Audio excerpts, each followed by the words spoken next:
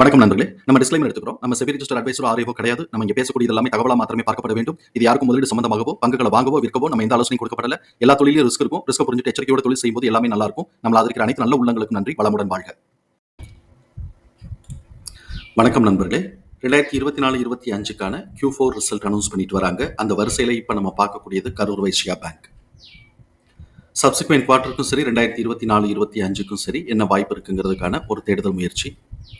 ட்ரெண்ட்லைனை பொறுத்த வரைக்கும் இவங்க ஸ்ட்ராங் பெர்ஃபார்மர் அண்ட் ரேடார்ங்கிற கிளாசிஃபிகேஷன்ஸ்குள்ள வராங்க. High financial strength, affordability, valuation, டெக்னிக்கலா மூமெண்டம் நியூட்ரல்ல இருக்கு.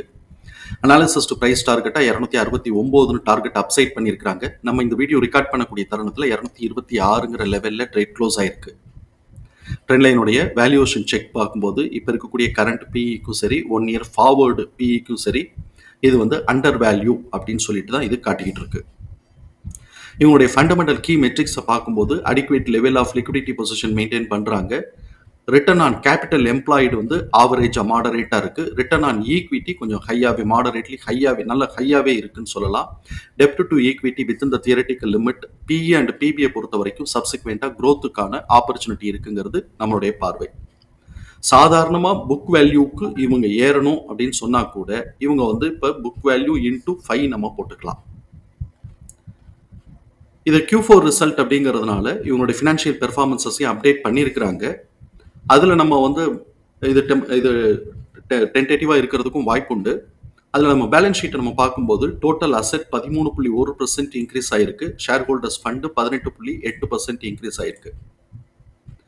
ப்ராஃபிட் அண்ட் லாஸ் அக்கௌண்ட்டை பொறுத்த வரைக்கும் ஆனுவலைஸ்டா நெட் ப்ராஃபிட் 21% இன்க்ரீஸ் ஆயிருக்கு. அதே மாதிரி ரெவென்யூ 16.7% இன்க்ரீஸ் ஆயிருக்கு. இவங்க பேங்க் ஷேருங்கிறதுனால கிராஸ் என்பிஏ 0.76 அப்படின்னு சொல்லிட்டு லெஸ் தென் 1ன்னு எடுத்துருக்காங்க. இது டபுள் அட்வான்டேஜ்னே எடுத்துக்கலாம். அதே மாதிரி என்ஐஏ 3.57 இருக்கு. இதுவுமே நம்ம நேஷனலிஸ்ட் பேங்க் கம்பேர் பண்ணும்போது நல்லாவே பெர்ஃபார்ம் பண்றாங்க அப்படிங்கிறத நம்ம பார்க்கலாம். ஆனால் ஓவராலா பார்த்தோம் அப்படின்னு சொன்னா இது நமக்கு கம்மியாக தான் தெரியும். இப்போ இபிஎஸ் பார்த்தோம்னா 24.1 இருக்கு. இது போன தடவையை காட்டும் ஒரு ₹4 மேலே. அதாவது நான் அதை 19.9 24.1 வந்திருக்கு. அதனால கிட்டத்தட்ட ஒரு ₹4 இன்க்ரீஸ் ஆயிருக்கு அப்படின்னு நம்ம வச்சுக்கலாம். இப்போ இவன் இன்க்ரிமெண்டல் ட்ரெண்ட்ல தான் இருந்துகிட்டே இருக்கிறான். இவன் கண்டினியூஸா எப்பயிலிருந்து அப்படின்னு சொன்னா 2020 அப்படியே கிராஜுவலா இன்க்ரீஸ் ஆகிக்கிட்டே இருக்கிறான். இப்போ இவ்வளவு தூரம் வந்துட்டு இருக்கிறான். இதை பிரேக் பண்ணி இவன் எவ்வளவு தூரத்துக்கு போறதுக்கு வாய்ப்பு இருக்குங்கிறத நம்ம பொறுத்து இருந்து பார்க்குறோம். இப்போ குவார்டர்லி பெர்ஃபார்மன்சஸ் நம்ம பார்க்கும்போது இயர் ஆன் இயர் கம்பேரிசன்ங்கிறது March 2024 March 2025 quarterly net profit 12.6% increase ஆயிருக்கு. குவார்டர்லி ரெவென்யூ 7.5% இன்க்ரீஸ் ஆயிருக்கு. Q to Q நம்ம பார்க்கும்போது கிட்டத்தட்ட ஒரு 100 கோடின்னா ஒரு 70 கோடி கிட்டக்க ரெவென்யூ இன்க்ரீஸ் ஆயிருக்கு. அதே மாதிரி நெட் ப்ராஃபிட்டும் பார்த்தோம் அப்படின்னு சொன்னோம்னா ஒரு 17 கோடி ரூபா கிட்டக்க நெட் ப்ராஃபிட் இன்க்ரீஸ் ஆயிருக்கு. அதனால ஏபிஎஸ் உடைய லெவல் 20 பைசா கூடி ₹6.40 இருக்கு. இப்போ இந்த ₹6.40 இந்த 14 குவார்ட்டர்லேயே இந்த ₹6.40 தான் இப்போதான் இந்த 2 குவார்ட்டரா தான் 6 கடந்து போயிருக்கிறான் அப்படிங்கிறத நம்ம புரிதலுக்குள்ள வச்சுக்கிறோம். ஏபிஎஸ் உடைய டிடிஎம் இன்னமும் இன்க்ரிமெண்டல் ட்ரெண்டில் தான் இருக்கு. கண்டினியூஸா அவன் இன்க்ரிமெண்டல் ட்ரெண்ட்லயே இருக்கிறான் அப்படிங்கிறதையும் நம்மளால இங்கே பார்க்க முடியுது. ஸோ இப்போ இவன் இது சப்சிக்வெண்டா இவன் 6ங்கிற லெவலுக்குள்ள போனா அப்படின்னு சொன்னா அதுக்கு உண்டான லெவலுக்கான ஒரு அப்சைட் மூவ்மெண்ட்டுக்கான வாய்ப்பு இருக்குன்னு நம்ம எதிர்பார்க்கலாம். இப்போ இவனுடைய இபிஎஸோட க்ரோத் ரேட்டுன்னு பார்த்தோம்னா 3.57. அது மார்ஜினலாக இருந்தால் கூட நமக்கு இன்க்ரிமெண்டல் ட்ரெண்டில் இருக்குன்னு நம்ம பார்க்குறோம். இவன் 6.4க்கு கீழே இறங்காமல் மேலேயே எடுத்து கொண்டு போனான்னா இது அப்சைட் மூவ்மெண்ட்டுக்கு நல்ல வாய்ப்பு இருக்குங்கிறது நம்மளுடைய பார்வை. இப்படிப்பட்ட இந்த சூழலில் எம்எஃப் தன்னுடைய ஹோல்டிங்லேருந்து 14% குறைச்சி வச்சிருக்கிறாங்க. எஃப்ஐஎஸ் தன்னோட ஹோல்டிங்கில் 33% இன்க்ரீஸ் பண்ணி வச்சிருக்கிறாங்க. இந்த ஏபிஎஸ் தகவல்கள் எல்லாத்தையும் தூக்கி நம்மளோட எக்ஸல் ஃபார்மேட்டில் நம்ம போட்டோம். இங்கே நம்ம கவனிக்க வேண்டியது book value 148, fair price 284, current price 226. Fair price current ப்ரைஸோட ரேஷியோ 0.79. இது நமக்கு நல்ல அட்வான்டேஜாக இருக்குது. ஆல்ரெடி பிஇ அண்ட் பிபி நமக்கு அஃபோர்டபிலிட்டியில் இருக்கிறதுனால அதுவும் நல்ல அட்வான்டேஜாக இருக்குது. ஃபேர் ப்ரைஸோடதும் நமக்கு ஃப்ராக்ஷனில் இருக்கிறதுனால நல்ல அட்வான்டேஜில் இருக்குது. இப்போ புக் வேல்யூக்கு ஏறுது அப்படின்னு சொன்னால் கூட இதை புக் வேல்யூ 150ன்னு வச்சா கூட அது 5 டைம்ஸ் நம்ம மல்டிபிள் பண்ணோம்னா நமக்கு அப்ராக்சிமேட்டாக நமக்கு 600 ஒட்டி வருது. புக் வேல்யூக்கு ஏறுதுன்னா அவ்வளோ பொட்டன்ஷியல் இருக்குங்கிறத நம்ம இந்த இடத்துல புரிதலுக்குள்ள எடுத்துக்கிறோம். ஆனால் இது லாங் டேர்முக்கு தான் நம்ம பார்க்க முடியும். ஷார்ட் டேர்மாக ஒரு குவார்ட்டர்லேயோ 1 இயர்லேயோ ₹600 போகணும்னு சொல்ல முடியாது. பொதுவாக நான் சொல்கிறேன். இப்போ இபிஎஸோட டிடிஎம் அனாலிசிஸ்குள்ளே வருவோம். இபிஎஸோட கரண்ட் டிடிஎம்ங்கிறது ₹24.20 வருது. இதோடைய ஆவரேஜ்னு நம்ம பார்க்கும்போது 6.05ன்னு வருது. ரவுண்ட் அப் பண்ணிக்குவோம், 6ன்னு வச்சுக்குவோம். இதுதான் நெக்ஸ்ட் குவார்ட்டருக்கான ஆவரேஜ் எஸ்டிமேட்டட் ஏபிஎஸ். இப்போ இது வந்து எக்ஸிட் ஆக போகிற 5.7 காட்டிலும் கூட இருக்குது. கிட்டத்தட்ட 6% கூட இருக்குது. அதனால 6% இது மேலே கொடுக்கறதுக்கு வாய்ப்பு இருக்கும். பாசிட்டிவ் அப்சைட் மூவ்மெண்ட் கொடுக்கறதுக்கு வாய்ப்பு இருக்கும்.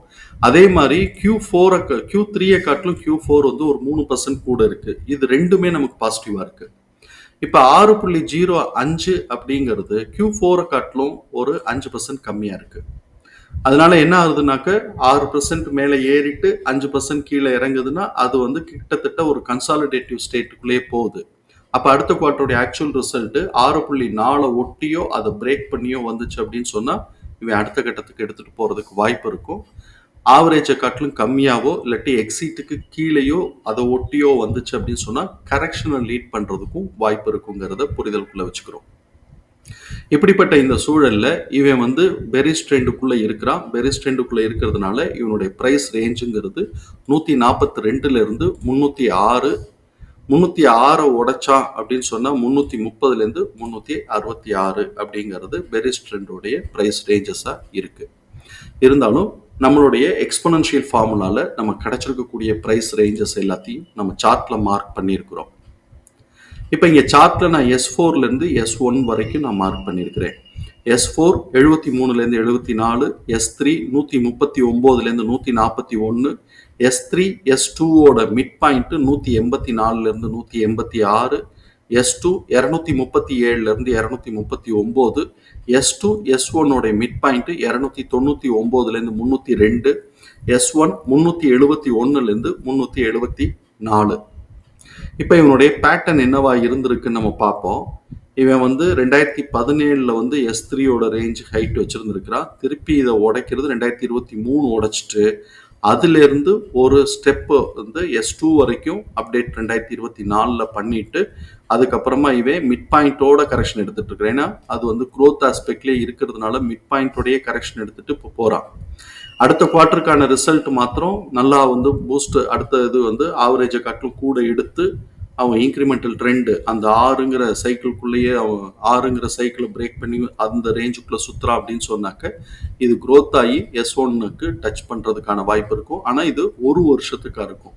இந்த குவார்ட்டருக்கு S2 மிட் பாயிண்ட்டு அந்த ரேஞ்சுக்குள்ளேயே சுற்றிக்கிட்டு இருக்கிறதுக்கு வாய்ப்பு இருக்கும்.